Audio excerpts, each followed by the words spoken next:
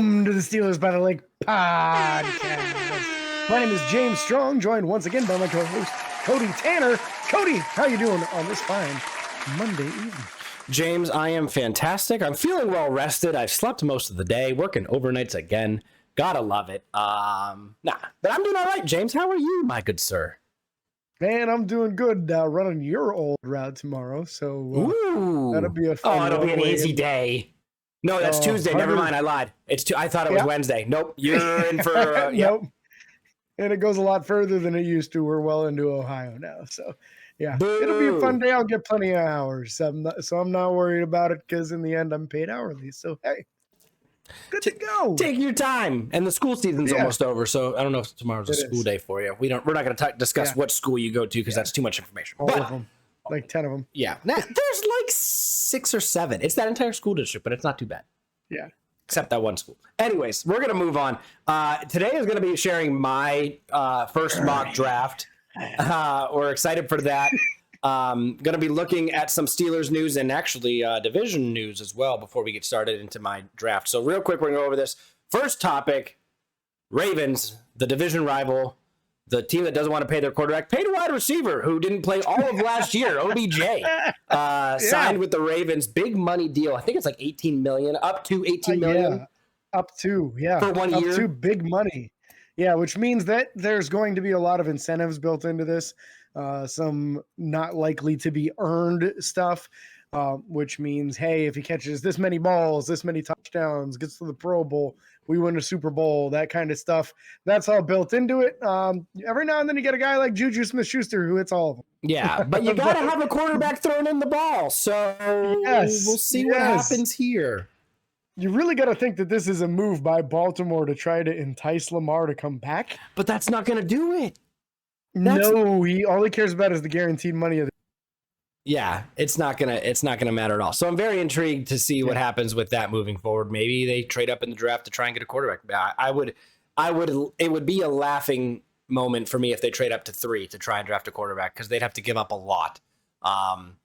Because what are they in like the low 20s or like 24? They're somewhere down there. So yeah, it would take them a lot. You're right, like three first rounders probably to get that high. Easily. So we'll see what happens there. Pittsburgh, we did get released some contract information for 3 guys that were signed, James. Yes, some important news. So we knew that Keanu Neal, Zach Gentry, and Mr. Braden Fihoko all got their deals. What we didn't know was what was the money involved.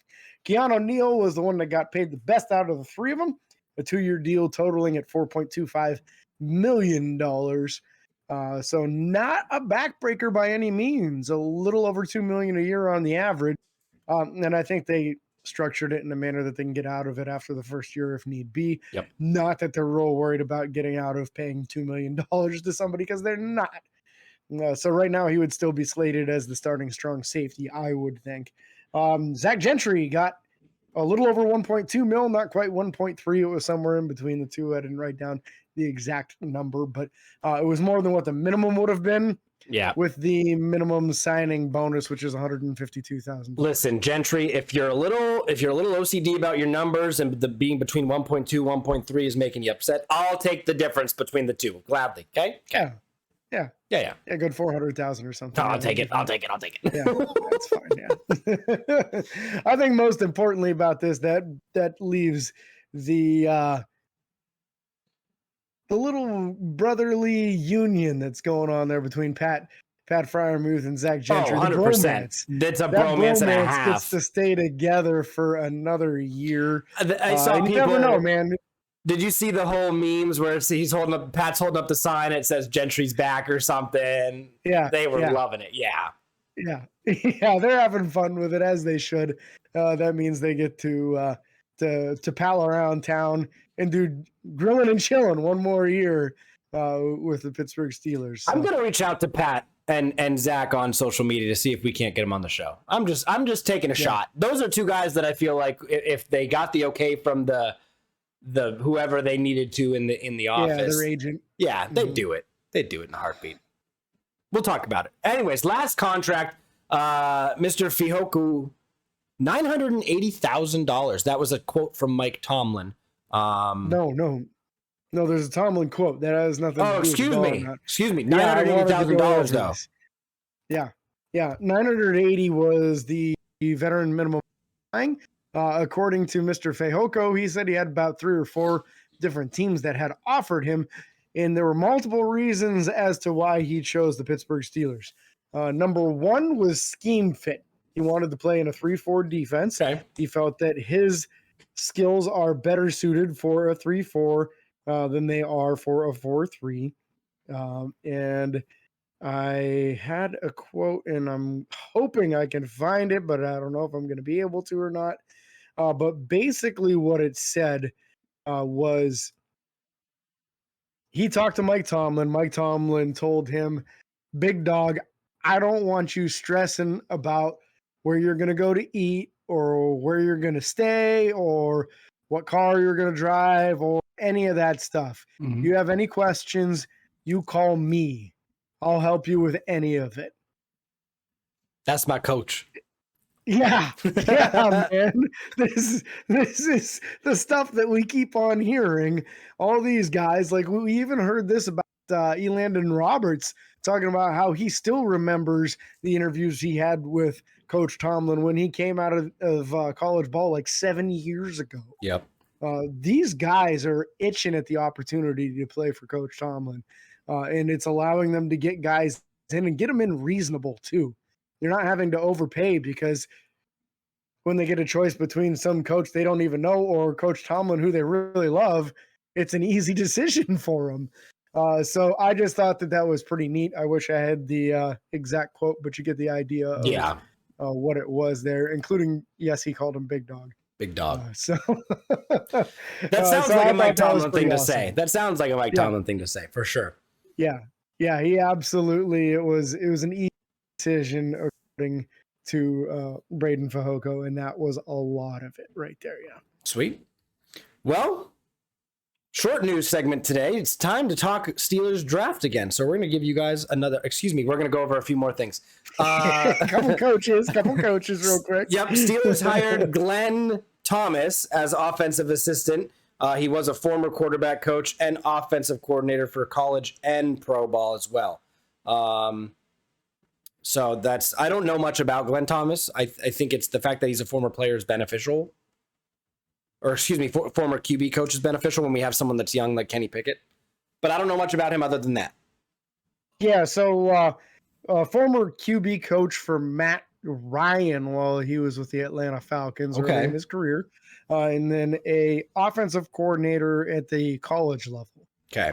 So this is somebody with that play calling experience and the pedigree of having trained a young Matt Ryan and helped him develop into one of the better quarterbacks in the NFL. Do you think this puts pressure on Matt Canada? I think he's crazy if it doesn't put any pressure on him. Okay, fair. I was just curious. Yeah, Curious your they thoughts. didn't really give him a serious title. He's just offensive assistant coach. True. So this is stacking a guy. It's kind of like last year when we saw what they did with the now defensive coordinator that was for the old Miami Dolphins. Brian Flores? Flores. Yeah. Yes. Kind of similar to what they did with Flores. That wasn't a position that existed. They created a position and stacked him onto the roster and said, hey, this is the kind of guy with the kind of talent that we want here. I think it's a very similar thing here with Glenn Thomas. And then the second coach that was hired officially, Gerald Alexander, who was a former second-round pick as a safety in the NFL back in 2007. He is officially the assistant defensive backs coach for Pittsburgh now. Apparently, he was on the coaching staff last year, but wasn't officially on it as far as like the team website. Yeah, probably on a different kind of payroll or something. Yeah, they just never put him on the list for whatever reason. But apparently there is footage of coaching guys before games last year. So he was doing the job already last year, just for whatever reason was kind of unofficial at it. Now he's absolutely official. And you got to love the pedigree of a former second round safety. You figure he'll probably specialize with the safeties while the defensive backs coach Grady Jackson does the corners. And then you have a secondary coach in Terrell Austin, who's a former defensive backs coach. And Mike Tomlin, who's a former defensive backs coach, and you got a lot of guys that can really help mold these DBs. Which is great because it's a weak area on the it's a weak area, but it's a growing area on the defense. We have a lot of guys, a lot of names in that room, and potentially more coming in the draft. You never know. Yeah, you got to feel like there's a good chance at both corner and safety, probably a little stronger chance at corner, but I will be surprised if they don't add a safety at some point. Yeah, no clue. No clue what they should do, James. But you know what? We're going to talk about it because now we're getting into the draft. We are getting into my draft, Cody draft 1.0, and we're going to talk about this. Now, I did do two, but I'm only going to discuss one of them because I did want to do one with trades, and this is the one that I wound up doing with trades. So with that being said, when pick 17 rolled around, I saw a good cluster of names that still piqued my interest. Joey Porter Jr. was available. Nolan Smith was available. These guys are all there at 17. And I got a trade offer that bumped me down to 24, but it included another draft pick in, I want to say, the second or third round. And I said, absolutely. So I took that trade. And then when 24 came up, I was like, looked at the draft pick. Joey Porter Jr. was gone. But Nolan Smith was still there. Nolan Smith, the edge rusher out of Georgia, more than likely going to play middle linebacker in the NFL, depending on if he's in a 4-3 or a 3-4. Super fast coming on the edge. He had a 4.3 940. So Nolan Smith was my first draft pick for Pittsburgh, 24th overall. James, you got anything to say about that? Yeah, he's an absolute freak athlete. And at 238 pounds, some people are saying he'd probably be a better middle linebacker. Kind of did everything at Georgia. So he excelled as an edge rusher. That's where a lot of teams would use him as an edge rusher. And a lot of Steelers people think that maybe he would fit best in Pittsburgh as a middle linebacker. I would love to see a guy that highly athletic and that strong and that frame and those ball instincts at middle linebacker. Might be a little bit of a project, but as far as athleticism, football IQ, these kind of things, very high level. So would be a fantastic addition to the defense and possibly kind of almost solve two issues with one player as far as being able to fill in at outside linebacker in addition to playing middle linebacker. Yeah. And so pick 32 came up and same thing. There were some names there that intrigued me, but that when you do the draft on profootballnetwork.com, it tells you teams that are offering you trades and shows you what their projected trades are. And I kind of scrolled through those and I was like, I didn't necessarily want to accept two trades, but I saw one that intrigued me. It included our 120th overall, but I moved up in that round and I got another, again, second or third round pick in that trade. So I went and traded back to 49th overall. And when that rolled around, you know what? To kind of make sure we had all the situations in that linebacker group solved, I went with Jack Campbell from Iowa. Jack Campbell was still there at 49, so I drafted him. He's 6'5", 249 pounds, ran a 4.65 40, put up a 37.5-inch vert. Just a freak athlete. Jack Campbell is a freak athlete. Not quite as athletic as Nolan Smith, but again, this is a day one fill-in at middle linebacker. Easy in my opinion. Yeah, my big thing on Jack Campbell, you're talking about a huge frame here, a 6'5" middle linebacker. You don't see too many of those. Tremaine Edmonds. Tremaine Edmonds was up there. But yeah, it's the explosive numbers for me. So the 4.65 40 is a good 40 time. It's not slow, it's not lightning fast, but it is a good time you can run with. Probably 95% of the tight ends running a 40-yard dash like that. The vert and the broad were extremely impressive for this guy, which is your short area acceleration, which is going to allow you to make those moves really quickly, close that gap, and accelerate and get to the ball carrier, get to the guy that's trying to make that catch, that change direction stuff. That's where that comes into play. So Jack is a little bit better in coverage than people realize. They just kind of assume that because he's a 6'5", 249-pound middle linebacker that he's a thumper and he's going to specialize against the run. His tape says otherwise. He's really good in coverage. Yeah. So I like the opportunity of a guy like that and what he might be able to do. And I think he'd be just fine against the run. But I think people would be really surprised with how many passes he breaks up and maybe even intercepts if he were given the opportunity. Yeah. So again, was very intrigued by that trade offer. And excuse me, I didn't trade for 49. 49 was something Pittsburgh already had. But correct. I did trade back out of 32 as well. So then I dropped down. I actually also had 53. So I went from 49 to 53. And then at 53, I saw an offensive tackle that I was excited to see. And you know what? I wanted to stick with my name. I got Cody from North Dakota State. 6'5", 302 pounds. Why are you laughing at me? The man looks like he's freaking jolly all the time. He's missing the front teeth. Cody Mock for the mock draft. You know what I'm saying? 29 reps on the bench of the combine. Fantastic numbers there. Ran a 5.08 40-yard dash. Not blazing speed. Not slow by any means. Lineman, no. Not that's slow. This was a guy that I think could come in and potentially be day one play, depending on beating out people. I think he'd have to beat people out in training camp and in preseason. But again, he'd have the time to do it because those markdowns are only after the last preseason game now. So yeah, we'll see what happens with that. That's it. He would get tons of playing time in the preseason, no doubt about that. The only question mark on Cody Mock is the arm length. A lot of people are projecting 32 and 3/8. Yeah, they're projecting him as a guard or center most likely at the NFL level due to the lack of arm length. Yeah. But he was excellent at that Senior Bowl. So played all three positions, tackle, guard, and center at that game, and looked comfortable in all of them. So worst case scenario, if you can't get him on the field as a tackle because the length is an issue, this might be a guy that would be an upgrade over Mason Cole at center. Yeah, and I drafted him with the mindset that the strength would counteract the arm size and that he'd be able to make that position fit in the NFL. Because the very next pick that I had was 3 picks later at pick 56, and I went with a guard from TCU, Mr. Steve Avila. Steve Avila is 6'3.5", 33-inch long arms, 332 pounds. He ran a 5'2", 140, put up 28 reps on the bench. Very similar bench press-wise with a little bit longer arms than Cody. And then again, 29.5 on the vert and 8.2 on the broad jump. For a guy 6'3", 330 pounds, that's some explosiveness out of him. And I wanted to kind of shore up that offensive line. Now, again, I was looking at what was available when I made this pick, and I just wasn't convinced and a few other things. And I was hoping some other players would fall to my next draft pick, which we'll get to in a minute. Yeah, big mauler of a guard.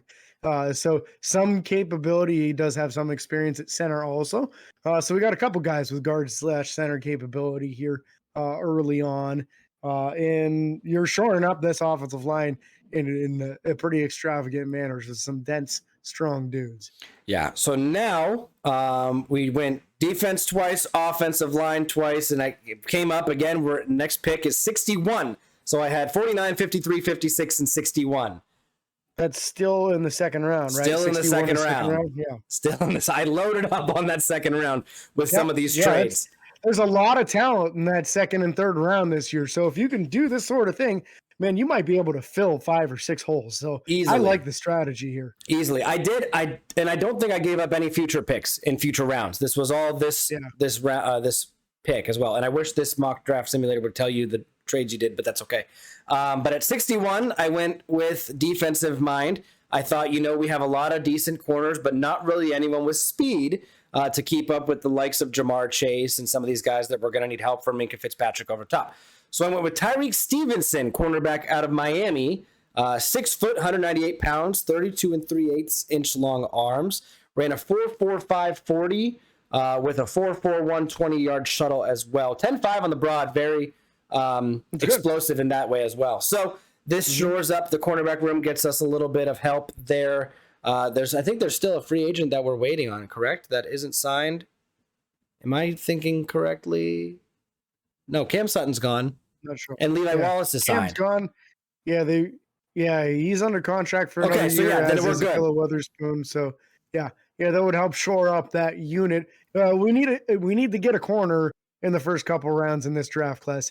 Extremely important, and a lot of people are trying to get one in that first round. You know what? If it doesn't fall that way, have one in the second or third round that's got high potential and good size. And I like the idea here. You got good size on this guy, good speed. Just coach him up, right? Yep. That's all you can do. So we'll see what happens with him. I wanted to address that cornerback position. Then you know what, James, I was thinking, we that secondary still needs a little help. So when I dropped down to pick overall 80, I went with a safety. I went with Jordan Battle out of Alabama. 6'1", 209 pounds. He ran a 4.5, 540. Put up 17 reps on the bench, which wasn't horrible for a guy his size, 32-inch long arms. I would have liked to see him break 20, but again, Jordan Battle, someone that I think could come in and potentially, I believe he might be, I don't know what safety position he's favored in or would play in the pros. Yeah, I think more strong safety. So I think you did the right thing here. He'd fix here. I think he's a good fit. You could have him competing with Keanu Neal straight out of the gate. Might be talented enough to beat Keanu Neal and be your starting safety year one. If not, probably would be year two. So yeah, good selection. That's the Alabama kid, wasn't he? Alabama, correct. Yeah. So he was back there with Brian Branch, where Brian lined up kind of all over the place, mostly as a nickel slot corner, a little bit of free safety. Battle was deep all the time. Yep. So then I dropped down to pick 103. And you know what? I wanted to I shirt up the middle of the defense. I shirt up the back of the defense. I wanted to shirt up the front of the defense. And so we went with the defensive tackle out of Wisconsin, the lovely home of TJ Watt and the Watt family. And I wanted to stick with Keanu Benton, baby. Keanu Benton, from Wisconsin, 6'4", 309 pounds. 508 on the 40-yard dash with 25 reps on the bench with 33 and 7/8 inch long arms. 25 reps on the bench isn't bad when you got to put it at far. So I'll take that. And 6'4", that frame moving at 309 pounds at 508. I'll take that any day. It shores up that offensive line for sure. Yeah, defensive line. That is one of my favorite picks of yours thus far into this draft class. Keanu Benton is fantastic. To get him that late would be an absolute steal, in my opinion. This is somebody who would be your starting nose tackle day one and can contribute as a nickel defensive lineman on the interior, give you some pass rush ability too. So a versatile defensive lineman, stout enough to be that nose tackle, versatile enough to give you some pass rush juice too. Keanu Benton is a very solid scheme fit for Pittsburgh and what they need on that defensive front still. Yeah, and I know that you guys just heard James. Is that a third round pick? Yeah, 103? 103. Okay. Trying to keep track of all the rounds too. So this was the fun part, James. This was the fun part of this draft. I traded up and I got a lot of these picks. I gave up the pick at 120 and I had to sit there from 103 and I had to wait for 234. It was a long wait. No fourth, fifth, or sixth round picks. It was a long wait. But you know what? Long fall, yeah. I felt like I addressed a lot. I got a lot of quality potential starters in those first three rounds. And I know you guys just heard James say that was his most favorite pick of this draft. But you know what? I bet you this one was even better. Sitting at 234, Brenton Strange from Penn State, tight end. 6'4", 253 pounds, ran a 4.7 flat, 23 reps on the bench with 31 and 1/8 inch long arms. This is a guy that I don't think he's going to immediately fight for playing time. I think he would easily be the third string tight end, but Pittsburgh's going to run 3 tight end sets, and they're not going to have to throw Connor Hayward out there, especially if we don't bring back Derek Watt. If you want to start using Hayward in the fullback position, whatever's going to happen there. This pick specifically is assuming they don't bring back Derek Watt and they start transitioning Connor Hayward into that fullback position and that utility position, quite frankly, because that's what he is. He's able to do a lot of things. So this draft pick specifically, frees up Connor Hayward to move to different positions, and it solidifies your depth at the tight end position for at least 4 years with the 2 Penn State guys playing side by side. So. Yeah, I would love this personally. I think I've made that note in previous mocks already that I like Brenton Strange. A little bit. His biggest weakness is the arm length, but when you watch him as a blocker, he's a very good blocker. He has a good ability to drive his opponent backwards. Dense individual and was the strongest tight end at the combine. Most reps out of all the tight ends that attended the combine. So that tells you something about him being pro ready. One of my favorite things about Brenton Strange is that when people hit him, he doesn't go down. He's one of those dudes that defenders kind of bounce off of him and he keeps going forward. Just like I love that about Freiermuth, that is a common gene that he has, Brenton Strange. Just dudes that are dense and just keep on getting you extra yards after the catch. So love that about him. And I think worst case scenario, if somehow his arm length becomes too much of an issue for him at the tight end position, slide him inside the fullback, and who'd be one of the best butt kicking fullbacks in the entire NFL with probably some of the best hands of any fullback in the NFL. Yeah. So excited to see what happens if we happen to get Brenton Strange, and we'll see if this works. Now, my last draft pick was 241. So the last pick that we have in the 7th round. And I felt like I had addressed a lot, James. I got both inside and outside potential linebackers. I got defensive nose tackle. I got cornerback and safety. I got offensive potential tackle, guard, and center, depending on how you look at the guys. And I got a tight end. We don't need a quarterback right now, although I wouldn't be surprised if Pittsburgh drafts one. With Najee Harris and Jalen Warren in the backfield, I would be shocked if we draft a running back, quite frankly, at all. I think that they could get an undrafted guy again, or potentially free agent, whatever, depending on who's available. So I felt like I did a lot. And I felt like, you know what, Deontay Johnson, still a question mark. We don't know what's happening with Calvin Austin. And so I went wide receiver, and I got Elijah Higgins from Stanford. Big body guy, 6'3", 235 pounds. Ran a 4.54 at the combine. 10.6 on the broad, 35-inch vert. This was a guy that I thought could potentially come in and be a jump ball guy. Very similar to how what we wanted to get out of Chase Claypool, but we just didn't. He didn't exactly always high point the ball, but at 6'3" frame, I hope this guy can come in and do that. And it kind of gives you some deep threat potential, maybe not necessarily speed-wise, but size-wise, some red zone potential, some fades to the corner of the end zone. Same thing we kind of have with George Pickens right now. Yeah, I like it. Give us another big body wide receiver. You know, if it doesn't work on the outside, throw him in the slot, and he's a guy that you can help move the sticks with. Yep.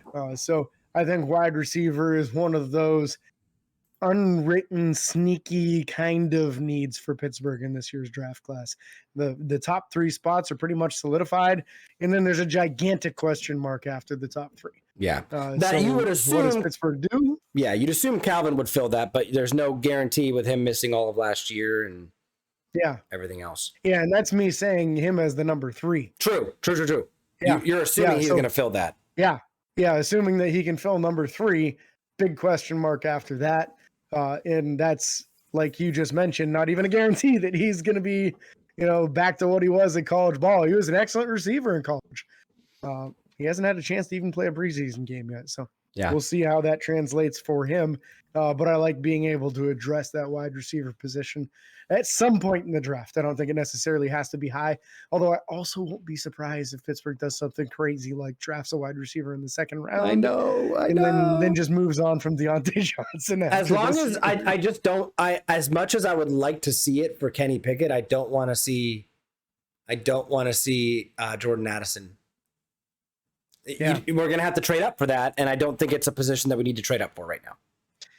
I think that, and this is something that I saw recently, if Pittsburgh trades back at 17, I could see him being a late first or that 32.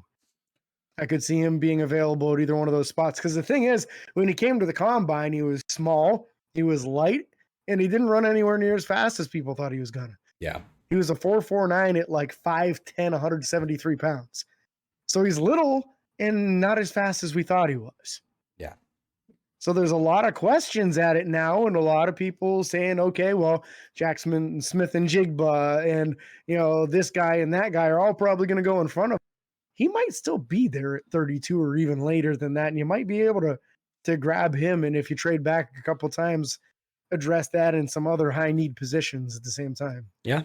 Yeah, so we'll have to see what happens. Again, just to go over this real quick one more time, I drafted Nolan Smith, 24th overall, Jack Campbell, 49th overall, Cody Mock, 53 overall, Steve Avila, 56th overall, Tyreek Stevenson, 61st overall, Jordan Battle, 80th overall, Keanu Benton at 103 overall, Brenton Strange at 234, and Elijah Higgins at 241. Again, this draft is assuming Pittsburgh accepts 2 trades that I happen to accept in those mock drafts. So look forward to more mock drafts in the future, and also potentially one coming to TikTok here soon. So we'll try to share that out once we get that going. James, anything else to add? No, man. I like your draft. I think the team would be drastically better if they went this direction. And I am personally hoping to see at least one trade back on the draft weekend for sure. Yeah. We've got a couple more of these podcasts for you between now and the NFL draft. 2 more. 2, if I'm not mistaken. That means 2 more mock drafts coming your way. Yeah. So we'll get as creative as we can for it. Try to think outside of the box. And drafting a punter on the first. No, I'm just kidding. Nah. Kicker. Exactly. Gotta give Boswell some competition. So again, they did scout 2 kickers in the pre-draft process. Okay. Before we get into the drama of that, we thank you guys so much for listening and following. Be sure to follow and like on Facebook, Twitter, Instagram, TikTok, and YouTube. Subscribe and ring the bell. It's free. And until next time, this is your host, James and Cody, signing off. Peace.